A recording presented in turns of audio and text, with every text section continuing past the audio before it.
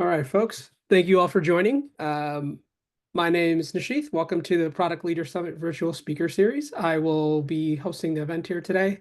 Thank you all for taking the time. I know it's a busy week with December and holidays coming up, so this is like the last time to actually speak to others and learn something. So as a quick introduction, my name's Rashith. I am a product leader in the Chicagoland area.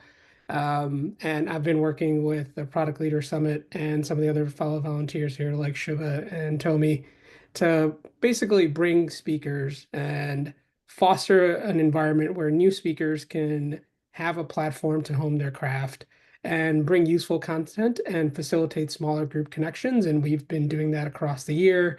This is one of our final, close to one of our final series. We've got one more coming up around small network connections, but this is one specifically around content and one we're really excited about.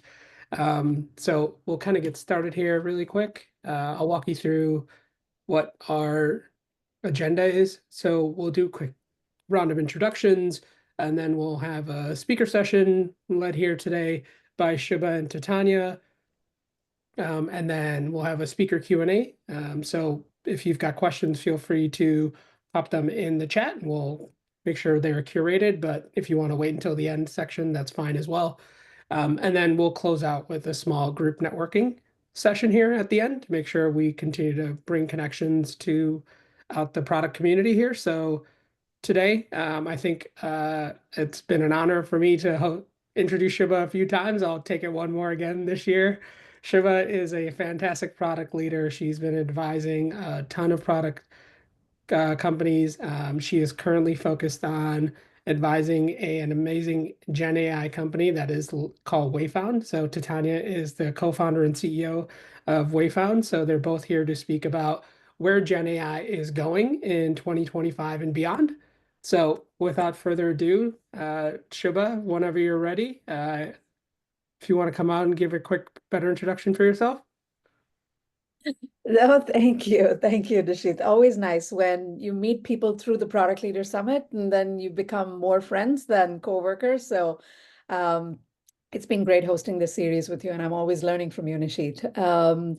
I, you know, Tatiana and I, we met a few years ago, and I think this is also another relationship that has really bloomed, and I'm very grateful for it. I'm currently the Chief AI Officer and Product Advisor to Tatiana's company, Wayfound.ai. It's an agent success and agent management platform. My background and experience, as Nishit mentioned, is in product. Spent about 20 years, honing my craft there, most recently as the VP of product at Fanatics. I don't know if you guys have heard about Fanatics. Any sports fans here, hopefully? Awesome. Please keep buying merch. I still have stock in Fanatics. And once I came out of Fanatics, just working with visionary leaders like Tatiana was a true blessing in terms of opening up a new industry and really furthering it forward. So we're going to show you some content that we actually developed through a research that we did on the state of generative AI. But before I get into it, I'd love for Tatiana to take a few minutes and introduce herself too. Hello, everyone. I just kind of giving you a little bit of a background on where this is coming from. Um, when we founded Wayfound, one of the things that we thought was that product leaders like yourselves would, really need observability and metrics, analytics to really understand how your generative AI products are functioning. What we started hearing early this year is that product leaders were often on the forefront of implementing the generative AI strategy, building Gen AI agents, regardless of where they sat in the organization. So I've been talking to Shuba for a while, and she is one of the very first product leaders to have ever built a customer-facing product with Anthropic. She did this in last year, 2023. When I think all of us were just kind of just thinking about it and just playing with the product. So we engaged her as our fractional chief AI officer because she really both understands what it takes for a product leader to successfully ship a product with this technology, and also how product leaders, need to work within their organizations and work with the technology and meet the expectations of their customers with this technology. So as a product advisor, as a fractional chief AI officer, she has been so incredibly helpful to us to understand where the market is, where customer expectations are, and how to really be successful with this technology. So part of the work that she's done for us is to go out and speak to a lot of product leaders to understand what is happening with generative AI across different organizations. And that's what she'll share today. I really hope that there's a lot of information here, and she is just a treasure of insights if you want to engage her as well. So with that, I'll hand it off back to Shubha. Thank you. Thank you so much, Tatiana. Excited to share these insights to you. And as luck would may have it, I think I'm having technical issues. Can you guys see my screen and We can see the No, slide? it's a black screen. It says It's you're a black sharing, but screen, can't right? see But you were anything. able to see it In the Yeah. beginning, in the Earlier, yeah. beginning. Okay, so it works, but maybe just third time's the charm. exactly. Yeah. If not, I Uh, can share it, so it's fine. oh, that would be super helpful too. Try it one more time, and if not, I'll just Try. There we Oh, go. there you go. We're Yay. good. So can you see the slideshow or can you see the whole reel? The Oh. whole reel. The whole reel. Okay. Now it's slideshow. What about now? Yeah, okay. Is it now slideshow or reel? It's real. It was in slideshow. It wasn't slideshow.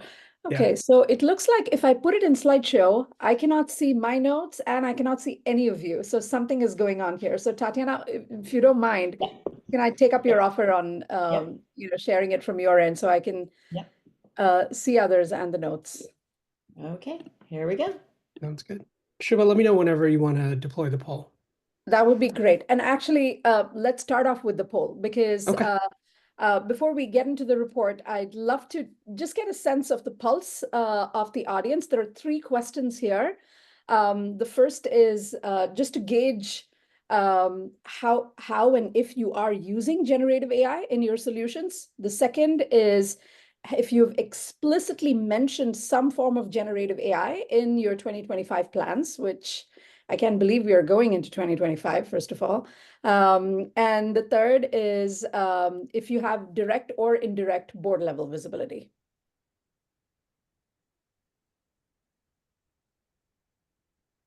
Okay, so we're seeing that it's almost a half-half in terms of the usage of generative AI. However, what is so interesting is if you see explicit mention of generative AI for 2025 is skewed way towards yes. So we'll break that down a little bit. This is so interesting to see. And board level visibility looks like many of you, the majority of you here actually have board level visibility. So that's really great to know too, because there is some insights related to that in the research too. Great. I think this gives a good sense of the audience. This is super helpful. Let's go into the thick of the report here. I want to make sure that we're finishing the report in another 20 minutes so that we can have time for Q&A.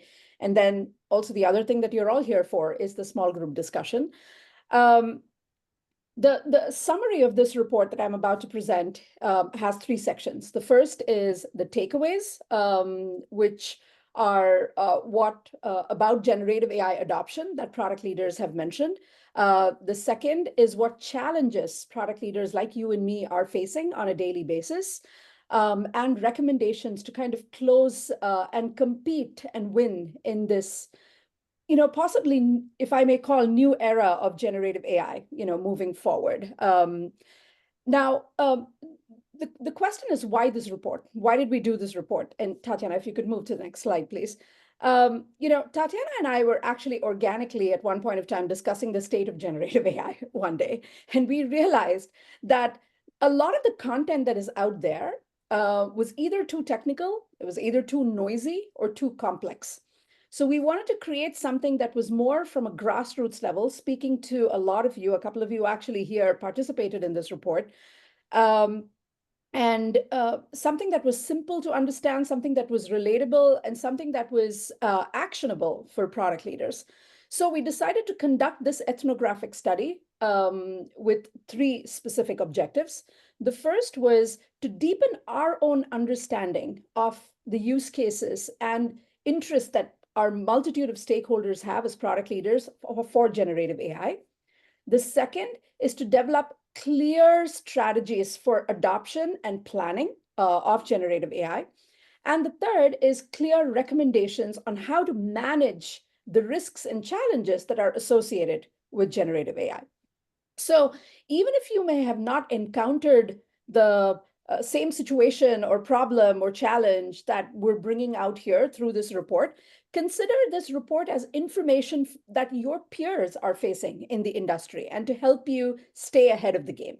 I mean, I guess the bottom line is that personally, I'm also doing this in service of product leaders because there is such less relatable business speak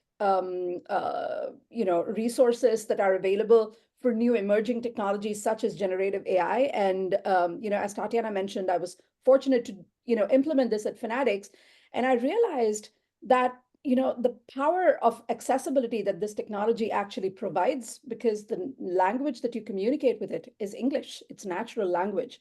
So it's truly empowering. You really don't have to be an ML engineer and a data scientist to actually tinker and provide solutions with generative AI. So to kind of demystifying this was almost like a personal goal of mine and remains a goal of mine.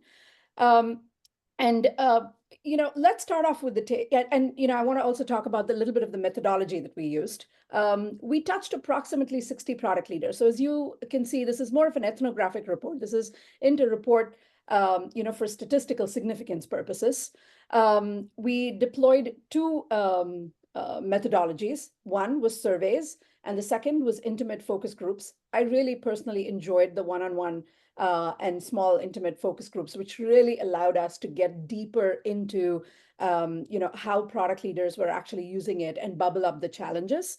And we spoke to product leaders of all company sizes, big tech, small tech. It's probably skewed more towards small, medium tech, if you may, but we did include the big companies just so we could get a broader perspective. So you should feel confident that this is a solid on-the-ground report of insights at scale and representative of product leaders across the board and across the globe. So this report was global.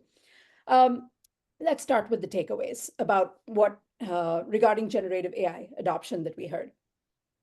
If there was one thing that was super clear that came out, which is that there is top-down demand from every product leader we spoke to for clarity and results regarding the use of generative AI. Every product leader that we spoke to who had board visibility, either directly or indirectly, said, and every board member actually, that we kind of even spoke to, ad hoc, on the sides, expected clear strategies from their CEOs, who then in turn passed this on to the product leaders, to harness generative AI to drive growth, efficiency, and innovation. And so, many of you here, a majority of you said that you have direct or indirect, connections or interactions with your board. This is what your board is thinking about. And if you have an opportunity to contribute to some content that is going to the board or directly present to the board, know that every board member is asking this of their teams. And you're all probably in the midst of your 2025 or probably completed the first draft of your 2025 planning and hopefully have incorporated that feedback. If not, there are some tools here for you to be able to, get up to speed and get more information on this. We want to acknowledge product leaders like Navya, for instance, who is the ex-CPO at Peak and now the new CPO at Talent.com, who are really stepping up to the play and responding to these board requests of technology disruption. Now, there's not just top-down board request and interest. There is also bottoms-up pressure from the teams. I mean, heck, if I was an ICPM, individual contributor PM right now, I would be asking to work on this too, and asking for to work on this as the conduit to solving customer problems, because almost everybody, again, the product leaders that we spoke to said their line level ICPMs and engineers, including in wanted to work on this, and wanted clear projects and or time allocation to be able to actually tinker with it, which is actually great. And as Evan Pankey, who is a fractional CPO in the healthcare space in the Northeast, he said nicely, people know and understand the potential of working on generative AI, and they're not afraid to ask for the opportunities. I know at Fanatics, there was intense buzz on working on generative AI solutions, and many of my teammates were actually asking and personally, possibly also experimenting with ChatGPT on the site. I mean, that's the interesting thing about this technology, is that accessibility is more open. So to reiterate, there is top-down demand for clarity and results from boards, and bottoms-up enthusiasm from teams wanting to dive in and work on these solutions. And product leaders like you and me are on the hook to deliver this. The third is possibly one of my most interesting kind of like insights, which is we noticed that the most often used kind of use cases with generative AI is more efficiency use cases, right? I mean, let's build a better chatbot, let's improve our customer service. But what we noticed is that in visionary companies, generative AI not only drives efficiency, but actually drives growth by building better and more innovative customer experiences and products. And in others, it's still a tool for efficiency and cost reduction. I'm sure many of you can relate to this, to the fact that most AI solutions are actually relegated to kind of more efficiency and improving customer service operations, a better chatbot, if you may. I remember, at Fanatics too, there was so much interest from our customer service team to be able to, let's just make our online CS so much better. The fallacy here, though, is that believing and stopping that generative AI can actually just do that is like telling your neurosurgeon to take your temperature. A neurosurgeon can do more, as you know. So maybe the starting point is to be able to, make things more efficient from, say, a CS standpoint. But wouldn't it be great if we actually improved our products, if we actually created better products with the solutions and technology, that less people would actually contact CS in the first place? So wouldn't that be nice? So if your early use cases are customer support and customer service, it's okay to start off with. But however, please know that this technology is capable of much more than that. And I think that's one of the challenges in terms of kind of unpacking that and truly understanding the potential of this, for the future. The next topic is build versus buy versus partner. And this is a possible raging debate inside the organizations and with the product leaders that we spoke to. The two big considerations were time to market, so speed to market, and then flexibility from both a present and a future standpoint, which are driving this debate. You know what? I'm guilty as a product leader and with my engineering leader to many times skew towards buy. Of course, right? It gives us more control, and I'm guilty of doing that. But most people actually fail to understand the challenges in building a generative AI solution from scratch to work effectively for an organization. I mean, that's a webinar topic in itself, but just at a high level, building a data infrastructure, having the right data quality, building the LLM, building the RAG model for fine-tuning, building a transformer with the output that you need, and consistently training and monitoring and maintaining that is no small feat. So Lauren, who's the CPO at Peak, actually just recognized this. And she, just to quote her, she said, "We are open to partnering because we recognize that partners are building entire companies around providing these tools, whereas our resources and focus would be spread between these and many other products and features." So what we noticed was a clear preference to buy and partner, at least in the initial stages, to be able to really enhance and learn these how these new technologies can actually improve your customer experiences and create these new products. Uh, the next one was about AI centers of excellence. I, I'm not sure who is here, maybe just a show of hands. Were you here during when we transitioned everything to the cloud and we had these cloud centers of excellence, which was anybody here remember that phase? I see some heads, some hands and head nods. Um, they were mostly, if you remember, comprised of infrastructure and security folks who had like a 10-page checklist of things to do before transitioning to the cloud. Looking back, we survived that, right? And we actually learned how to be more cautious, and didn't we? But the bottom line is that organizations need innovation at a more rapid pace. And though AI centers of excellence were created with the right intent of alignment, liaison with the board, overall AI governance, the execution of these AI centers of excellence were highly variable and inconsistent. But what was consistent is that none of these AI centers of excellence that we spoke to had dedicated AI first mindset resources.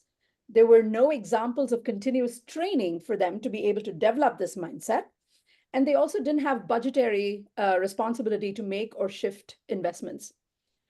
So sadly, at the end of the day, after speaking to so many product leaders, the insight that I'm putting out there is that AI centers of excellence, the way they're operating, even though they may have the right intent, they're often roadblocks right now, and they must be transformed to accelerate this innovation.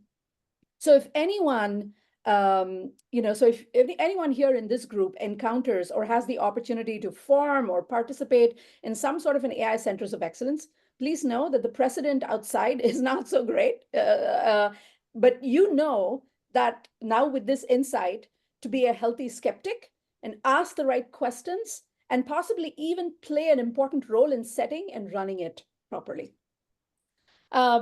So just as a quick kind of, summary for all the big takeaways, the first,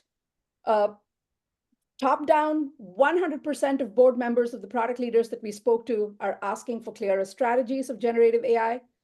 Bottoms up, almost everybody that we spoke to said their PMs and engineers want to work on this technology.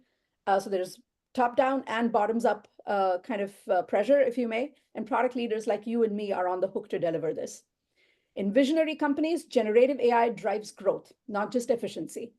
The build versus buy debate is definitely a big one, and we see companies skewing more towards buy, at least in the initial stages, to be able to get quick wins, have better flexibility, and also learn. And AI centers of excellence, the way they are often roadblocks right now and must be transformed. Let's go on to the next part, which is challenges. No prizes for guessing what the biggest challenge is in terms of developing trust in generative AI. It's hallucinations, mitigating AI hallucinations. But what was interesting is when we asked, okay, so it is hallucinating. We understand, by the way, what if I told you that hallucinations is actually a feature of generative AI, not a bug? That's what the transformers are supposed to do in terms of like creating content. We may not agree with it, and there could be factual, errors that we must invest in. But when we ask them, what is that level of investment that you have to be able to retrain and improve that? The answers were, all over the spectrum, and unfortunately more skewed towards limited investment. So product leaders like you and me have a significant challenge in front of us when we have to mitigate these hallucinations, but do it with limited investments. The second is the fact that, given I also spoke about how companies are skewing more towards buy, interoperability and integration are definitely issues. I remember at Fanatics when we were using copilots, the GitHub copilot would not speak to the Atlassian copilot.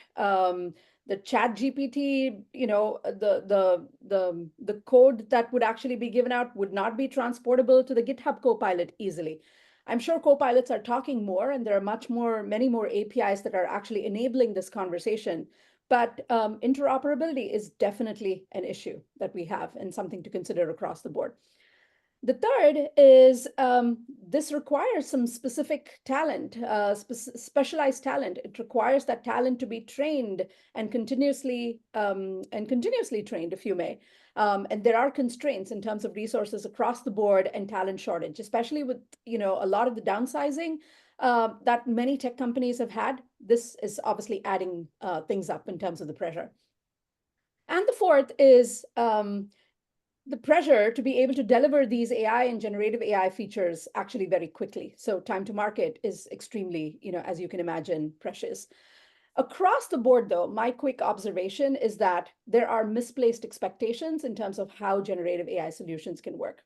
The fact that we expect that it could work with limited investments, that it would work quickly out of the box, that they would work well with each other, are all possibly just misplaced expectations. So know that if you have a recommendation, and many of you, almost all of you actually said that you have a recommendation in 2025, these are some of the challenges that will need a certain amount of investment and time to be able to resolve.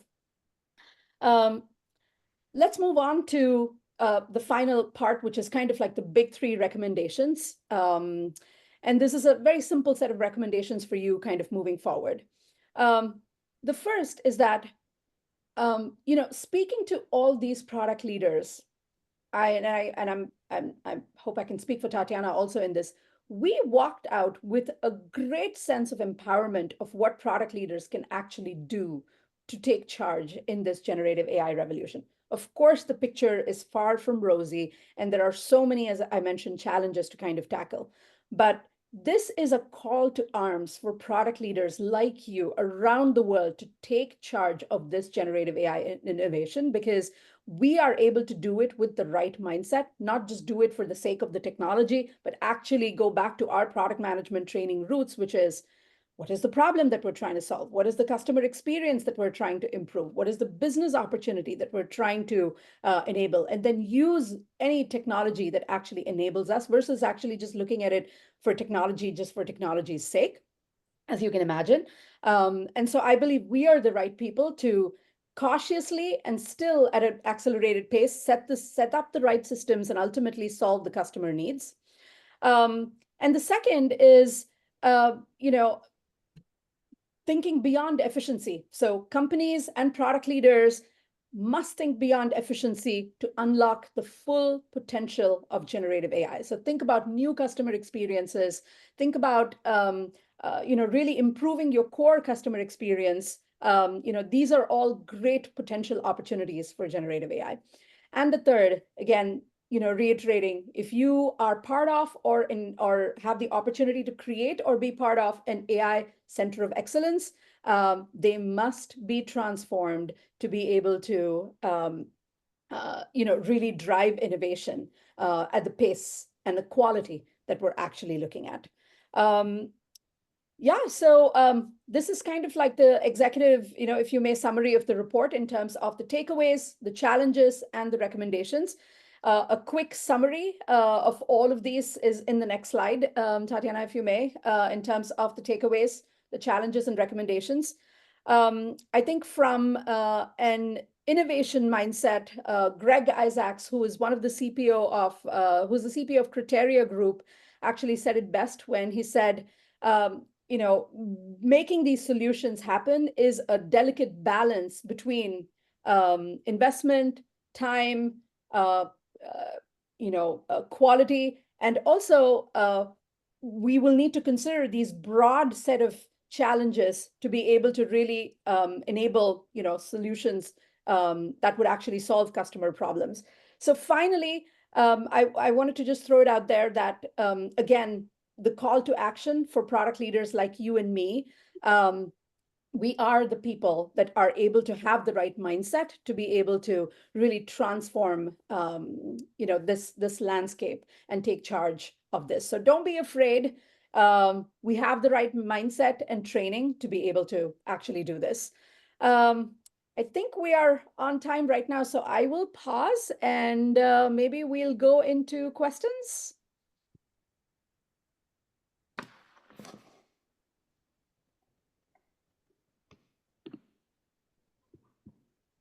Do you want people to just unmute and Yeah, ask questions, or do I you think want them? we've got the time. So, Yeah. Marina, I see you've got a question. If you want to go ahead. Yeah, sure. Thanks so much, Shubha, and thanks, Tatiana. Yeah, quick question, Shubha. You were mentioning that you are skewing towards buying, but you were differentiating buying versus partnering versus building. What's the difference between buying and partnering in this case? Tatiana, do you want to take that since you're in the trenches of that on a day-to-day basis? Yeah, I think that so and maybe and I'm gonna throw it back to Shubha in a second. So there are two types of ways to kind of go about creating a generative AI product, right? Other than building the LLM and the model and everything yourself from scratch, right? And hosting the model. The first one is what Shubha did at Fanatics, where they partnered really closely with Anthropic. And right now, OpenAI, Anthropic, and even Gemini, I believe, although I haven't talked to any of the people in this team, will partner with companies that want to create generative AI products. And they actually go pretty deep. Like OpenAI, I believe, has a whole like account team for companies that want to build in partnership with them. So that is an option to partner. I do think there are requirements that all of them have in terms of the minimum spend for them to partner with you, but that is a possibility. The other piece is that there are a lot of now generative AI agencies. We work with one named Wave. I just met another one that's going to be using Wayfound for their analytics yesterday. So there are a lot of agencies that are very technical that you can partner with that have close relationships also to the foundation model companies. So that's the partner piece. The buy piece is buying a product off the shelf, right? So there are now like a million like just company generative AI products that will like that are shipping customer service agents that you can just buy off the shelf. Like we're working with a customer right now that bought Ada, right, which is a customer service agent because the product team was told to ship a customer service agent really quickly, and they went out and they said, why don't we just buy this one and make some changes to it. We're also working with somebody who bought Qualified, an SDR agent, and then the product team bought that product whole piece, and they are just managing those agents on Wayfound. So that those are your options, right? So like build it all from scratch, partner with a foundation model or an agency to build something, or buy something completely from a third party vendor. But even if you do that, you do need to, I would highly recommend having your own analytics layer and platform so that you can really control it and aren't just sort of like trusting the vendor and the vendor's own analytics of their own product, right? Because you do want to you want to trust, but you want to verify on your own. Does that make sense, Marina? Yes, it does. Thank you so much. And Shubha, maybe for people who don't know what it's like to partner with Anthropic or OpenAI, can you give people a little bit more insight based on your experience? Yeah, happy to. I think at Fanatics, we probably did not have an option but to partner or maybe build, which at that time, again, I think we were wise enough to quickly realize the challenge in front of us to be able to build an entire generative solution on our own, including a highly functioning kind of like LLM. So at that time, Anthropic seemed the right enterprise kind of partner to be able to engage with, which was what we were trying to solve for. Is actually really reduce our onboarding experience for our SMB buyers. Not just reduce, but like create a completely new experience for them. The current one was really janky and lot of manual touch points, a lot of drop-offs, and we created something a lot more customized and personalized. But we were fanatics. So, Marina, to Tatiana's point, Anthropic was willing to work with us because we could we could afford that minimum. We could afford to put together a small tiger team that actually helped come together to be able to really tinker with it without any pressure of business KPIs, at least for the first 3 months, because it was really about like learning this new technology and even seeing if this would be applicable for us in different areas of our business. So it was a bit of a I think a big company luxury thing, if you may. So I think in that sense, the partnership totally made sense just because, we partnered with possibly the best enterprise LLM, from a large company standpoint. But I think if I was at a startup, and I have been at startups before, to Tatiana's point, we are spoiled for so many options and solutions from a generative AI standpoint. There is so much startup activity that's actually happening that I would probably partner with or buy, a product off the shelf that would be much more convenient and also more cost effective. Does that help, Marina? It does, yes. Thank you so much. Of course. Mark, would you like to come off mute and ask your question? Sure. Yeah, thanks for the presentation. Very insightful. I'm just curious to know, based on what you've seen, what percent are actually rewriting their products versus adding a layer? Because there's top-down and bottom-up demand, but it takes effort, right, to change course. Yeah, I can chime in on that one. So what we're seeing predominantly is that product leaders are starting with like a customer service or an onboarding kind of piece, like a little wrapper around the current workflow, current experience, current solution, in order to kind of learn what it takes to build. But the plan, like in the 2025 plan, most of them are thinking about building an entirely new to the world product experience. So not so much, I haven't seen people say, we're going to scrap this piece of our product and rebuild it with generative AI. What I am seeing is people starting with something that's a known workflow right now, putting a generative AI wrapper around it, right? Or buying something kind of off the shelf and kind of tweaking it a little bit to learn. But then the plan in late 2025 or mid 2025 is to ship a net new product experience that is based on generative AI. I've seen this now several times. Now the question is, does that plan actually go through? And does it actually get on the roadmap for real? Which I think Shubha and I are both seeing that people are starting to doubt whether they can actually achieve those plans. Yeah, and just to add to what Tatiana mentioned, Mark, I think it's an interesting question that you ask. Statistically, we don't know, just because this was an ethnographic report, so we spoke to close to about 60 product leaders, and as Tatiana mentioned, a majority of them are still trying to kind of like figure out more more of the efficiency kind of like use cases, if you may. So which is more of the former thing that you mentioned, which is no, the latter one, which is more of a wrapper around kind of like existing systems. But what was actually really inspirational for me was an interview that I saw recently of Tomer Cohen, who is the CPO of LinkedIn, and on Lenny's.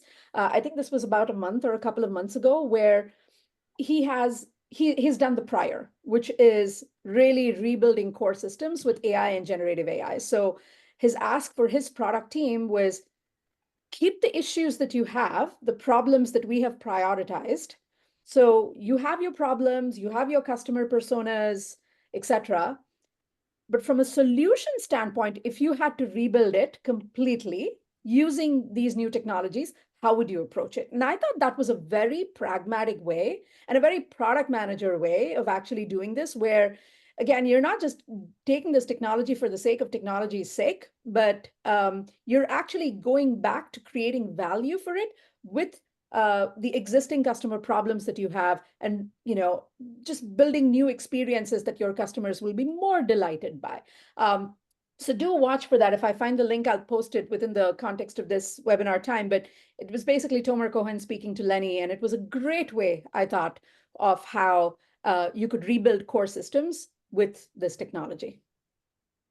Thank Hopefully that helps, Mark. you. It does. I'm on that boat, so thank you. Okay, yeah, we're probably all are.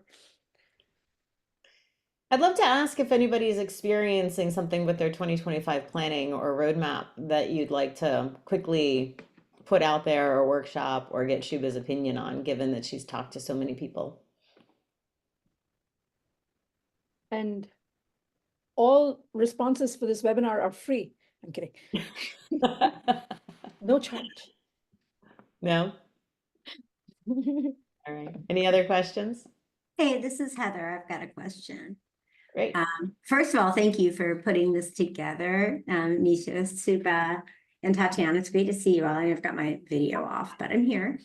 Great session, by the way. It's interesting to see and hear that there's not some magic bullet out there that everyone else knows about, and the rest of us are still trying to figure it out. So that's reassuring. I'm hearing from other companies these mandates that X% of new product development next year needs to include AI, and that's coming, sounds like that's coming from folks in leadership that really don't know what they're saying when they say that, and have no idea how it's going to materialize. And I'm envisioning a bunch of kind of false starts next year as product people scramble to demonstrate, okay, 60% of my projects have AI in them, which seems not the right way to do this. And I love what you said, Shubha. It's what problem are we trying to solve? And what tools do we have available to create our solutions? And how can AI enable what we're building? And what does that look like? So what would be your thoughts to that head of product at a company who's getting this mandate? Where should they start? And how should they think about what the right response is at this point in time when they're told 70% of your projects next year need to have AI? Yeah, Heather. Hey, Heather. Nice to always see you. Thank you for joining, by the way. Sure. Yeah. And thanks for the question.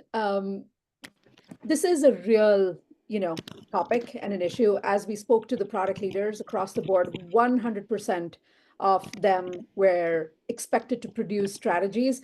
And these were like there was incredible variability in terms of how top down they were.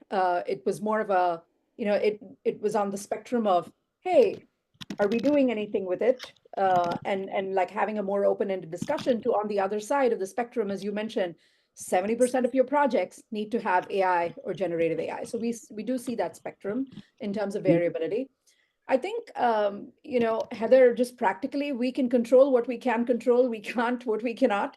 But I think hopefully these challenges can actually give us a little bit more perspective. So when we have that kind of a mandate, I would say let's take these challenges and kind of like break things down a little bit. We're expected to not only have 70% of our projects with generative AI, but also do that quickly with minimal investment, because there is a lot of misplaced expectations on how generative AI, agents, LLMs actually work, and the kind of time and investment that it needs to be able to really get them to that performance. So I would say if we cannot control the mandate, let's control the execution. Let's ask for the time. Let's ask for the investment. Let's explore, look for some good partners. Let's look for some good off-the-shelf product solutions to buy, so that we can actually mitigate as much risk as we can in our scope of what we can control.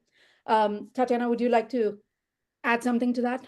Yeah, so the first thing that product leaders should know is not to be resentful about those types of things, because it is coming from the boards. What's happening is that in investor conferences, like at the Goldman Sachs investor conference this year, 50% of the questions from investors to CEOs and boards were about generative AI strategy. So this is nobody's like doing this arbitrarily. They're getting the questions from investors. The investors then pass it on to the CEOs, to the boards.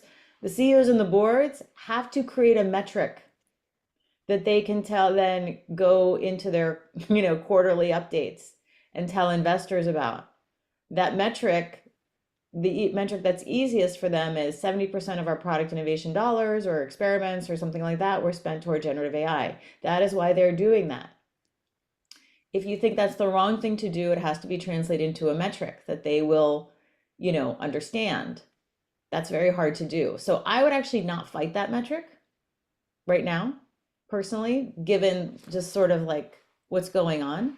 I think you're much better off taking that as a mandate and working with it and making sure that you are spending 60% or 70% of your time and money on generative AI. In smart ways, in ways that you want to do it. See that as a gift, not as a barrier or a challenge. That's my strong advice given the dynamics that I see. And just to Love add to that. what Tatiana mentioned, Heather, sorry, go for it. You had a question. No, I want to rather hear from you first. I can share after. We actually had a couple of product leaders who have participated in the report. And by the way, as a thank you for all of you here, you will get the report in a follow-up email. We had a few people actually quote some things from this report in their board presentations, which actually went really well. Like things like, hey, this isn't a time to market play. Like if we're actually looking at this, we're looking at this as a year-long commitment for us to be able to kind of figure things out. So time, investment, and like, we probably need some specialized resources, some investment in training, a good partner to actually, execute all of this. So we've actually had some good success stories with at least a couple of product leaders who I've had conversations with, who participated in the report, but also then took the insights from the report, like copy, paste these things and like put it in your report and ask for the things that you need to be able to make that mandate successful for you. Does that help, Heather? Yes, I love it. And I think you're doing such a great thing here by helping arm product leaders with the language and the mental models for, hey, these are 3, 4 big considerations like cost, complexity, interoperability. We might want to look for some partners that have that, deep-rooted expertise because they live, eat, sleep, and breathe in this world. So I think it's great what you're doing to help give people just some context for how to think about approaching it. Also agree with Tatiana, what you said. The last time I was this excited to be in product was when we were working on mainframe systems and the internet came about. And suddenly we were doing web development. It was like, oh my gosh, the things we can do now. Product became such a more impactful role. And that's also what I'm seeing is, interestingly, companies are talking to their heads of product about this. So lucky us that we get to be the recipients of like, there's really cool new technology and we're going to give you the time and the budget to go figure it out. I mean, usually it's just hurry up and build, roll it out, roll it out.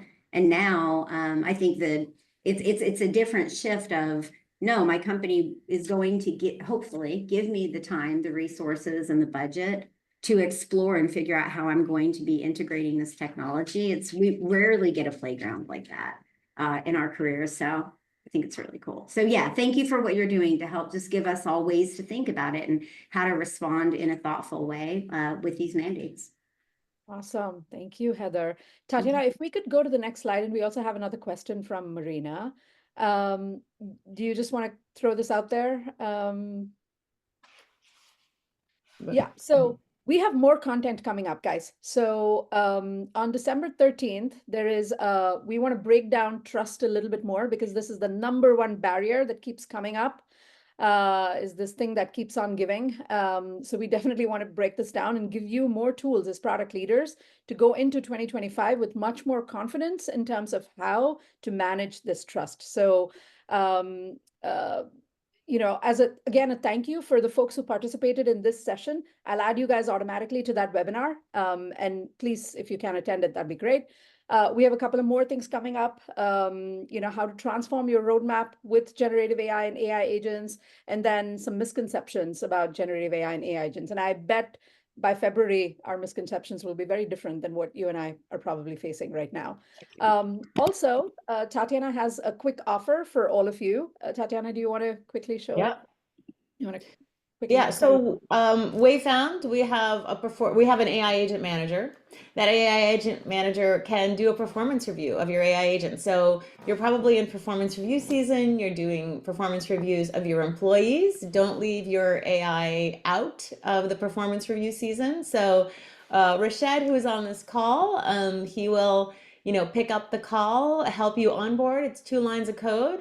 You need to have at least sort of 10 session recordings. These are transcripts of either user interactions or agent to agent interactions.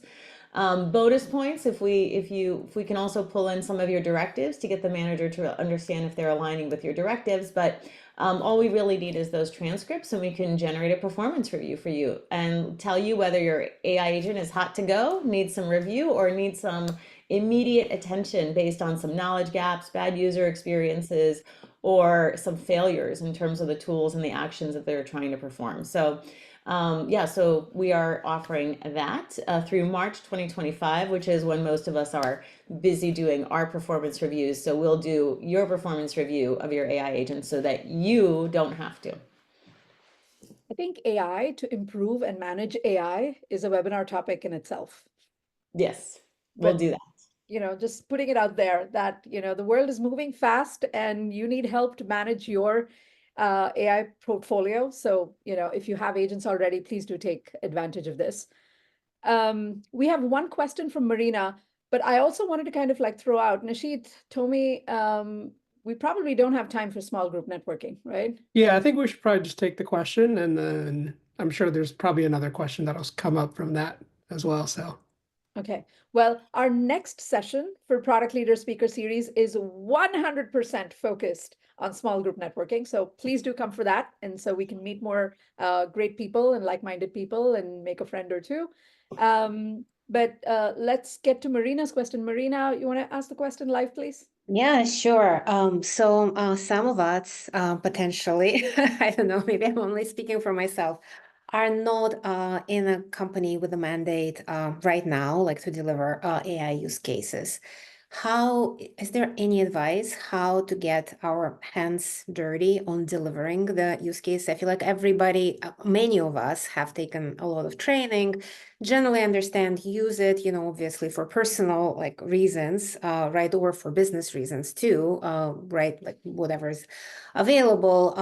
But potentially again, some of us may not have delivered use cases, and I think Shubha, you said that when you were talking, like you kind of want to demystify, you want to just go through it to kind of see, okay, like this is how I get it done. There is something about actually doing that is empowering and building confidence. So how can one build that confidence?